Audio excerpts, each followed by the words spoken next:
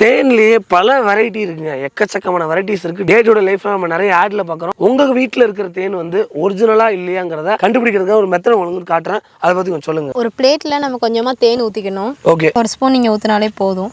கொஞ்சமா தண்ணி ஊத்தி தேனை நீங்க நல்ல தட்டை ஆட்டுனீங்கன்னா தேன் கூடோட வடிவம் உங்களுக்கு இந்த தேன்ல தெரியும்.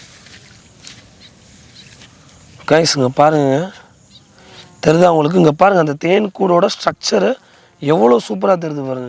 சூப்பர். இது உண்மையான தேனை கண்டுபிடிக்க முறைகள்ல இதுவும் ஒன்று.